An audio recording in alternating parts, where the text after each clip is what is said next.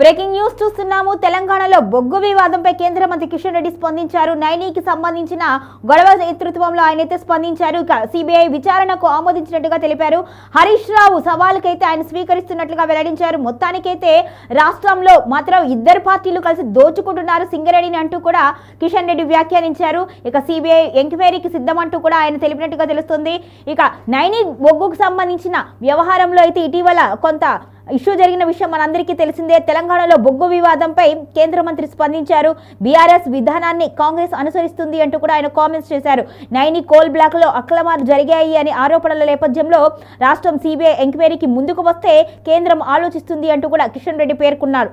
హరీష్ రావు చేసిన సవాల్కు కూడా ఆయన సమాధానం ఇచ్చారు. సింగరేణిని రెండు పార్టీలుగా కలిసి దోచుకున్నాయి అంటూ కూడా కిషన్ రెడ్డి తీవ్ర ఆరోపణలు చేశారు. మొత్తానికైతే నైనీ బ్లాక్ సంబంధించి ఇటీవల కొంత రచ్చ జరిగింది. దీనికి సంబంధించి కూడా మీడియాలో పలు కథనాలు అయ్యాయి. అవి వివాదాస్పదంగా కూడా మారాయి. ఈ నేతృత్వంలోనే కేంద్రం స్పందించింది. ఖచ్చితంగా సిబిఐ విచారణకు అనుమతించాలి, దానికి సహకరించాలి ప్రభుత్వం అంటూ కూడా కేంద్ర మంత్రి కిషన్ రెడ్డి సంచలన వ్యాఖ్యలు చేశారు.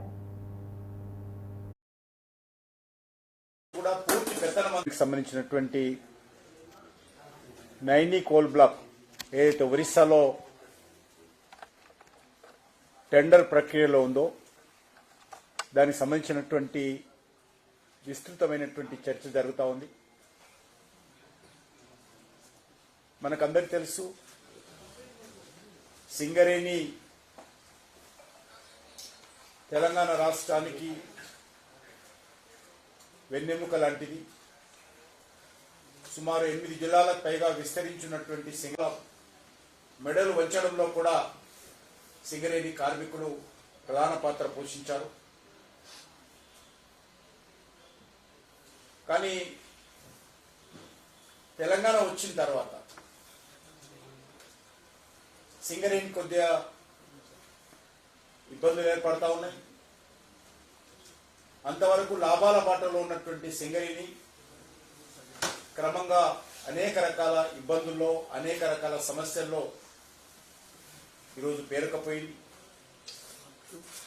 ఈ సంస్థలో 51% తెలంగాణ రాష్ట్ర ప్రభుత్వానికి,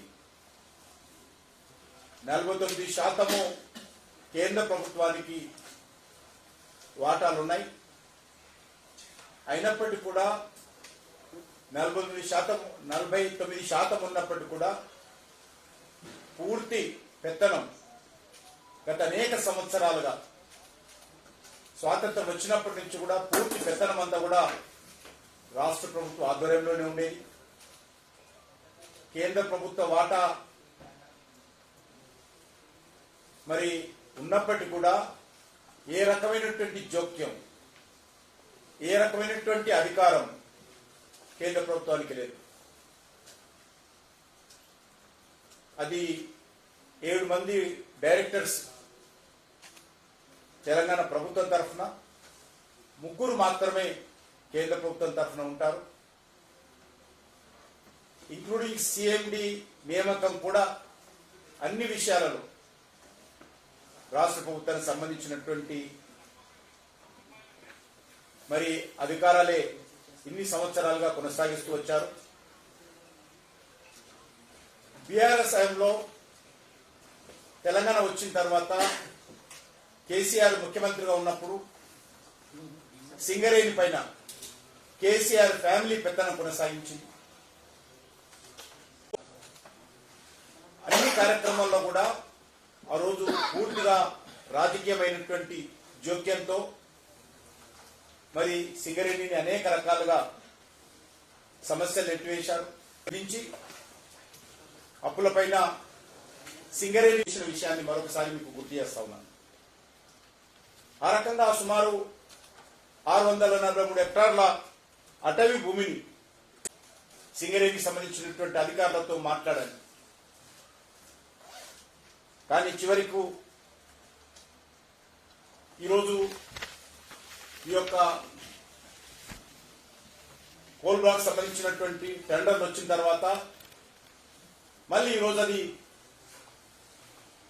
రద్దు కావడము, అనేక రకాల అక్రమాలు, అవినీతి జరిగినటువంటి వార్తలు రావడము, నిజంగా ఇది సింగరేణి కార్మికుల పట్ల, సింగరేణి పట్ల అన్యాయం చేస్తా ఉన్నారనే విషయాన్ని ఈ సందర్భంగా మనం చేస్తా ఉన్నాం. నైనీ కోల్ బ్లాక్ సంబంధించి ఎండిఓ నియమించాల్సింది. ఎండిఓ పని 2 పనులు: బొగ్గు ప్రొడక్షన్ చేయడము, బొగ్గు రవాణా చేయడం. ఈ 2 పనులు సంబంధించినటువంటి టెండర్ అది. దానికి సైట్ విజిట్ సర్టిఫికెట్ అనేటువంటి ఒక కొత్త నిబంధన, అది సింగరేణి ఇవ్వాలా. సింగరేణి ఆ సర్టిఫికెట్ ఇచ్చిన తర్వాత వాళ్ళకి సంబంధించినటువంటి సర్టిఫికెట్ లేకుండా టెండర్లో ప్రక్రియలో పాల్గొనడానికి వీల్లేదనేటువంటి ఎక్కడా లేనటువంటి నిబంధన. దానికి ట్రాన్స్పోర్ట్ ఉందా, క్లియరెన్సెస్ ఉన్నాయా, కనెక్టివిటీ ఉందా, సర్టిఫికెట్ ఇస్తుంది అనేటువంటి నిబంధన పెట్టి వాళ్ళకు నచ్చిన వాళ్ళకే విజిట్ సర్టిఫికెట్ ఇచ్చినట్టు, మిగతా వాళ్ళకి ఇవ్వకుండా ఉండేటట్టు ఇందులో అనేక రకాల ఆరోపణలు ఈరోజు పత్రికల్లో ప్రచార సాధనాల్లో వస్తా ఉన్నాయి. ఈరోజు మనం చూస్తా ఉన్నాం, ఈరోజు అనేక కంపెనీలు కేంద్ర ప్రభుత్వం ఆధ్వర్యంలో టెండర్లు చేస్తా ఉన్నాం. ఎక్కడ కూడా దేశం లేకుండా ట్రాన్స్పరెన్సీతో జరిగాయి. కొన్ని వ్యక్తులకు, కొన్ని సంస్థలకు సింగరేణి సంక్షేమం పట్ల సింగరేణి ధరలు పెంచుకుంటూ పోతాము. కారణము చాలా అద్భుతమైనటువంటి కోలు. దీన్ని పూర్తిగా మరి ఈరోజు ప్రక్షాళన చేయాల్సినటువంటి అవసరం ఉంది. 47,000 కోట్ల రూపాయలు ఎప్పుడు ఇస్తారు? దఫల వారిగా ఇస్తారా? సింగరేణి కార్మికుల యొక్క కష్టార్జిత నిరాకంగా దోపిడీ చేస్తారా? చెప్పాల్సినటువంటి అవసరం ఉందనే విషయాన్ని సందర్భంగా మనం ఇస్తున్నాం. సుమారు 8 జిల్లాలకు సంబంధించినటువంటి సింగరేణి ప్రాంత ప్రజల భవిష్యత్తుకు సంబంధించిన రోడ్డున పడేద్దనే విషయాన్ని మినిస్ట్రీ ఆఫీసర్స్ మీటింగ్ అయినప్పుడు 4 నెలలకు 5 నెలలకు ఒకసారి పోతారు.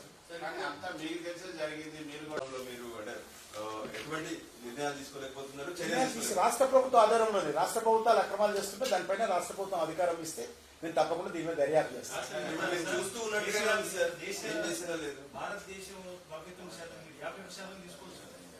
ఇవ్వాలి కదా రాష్ట్ర ప్రభుత్వం.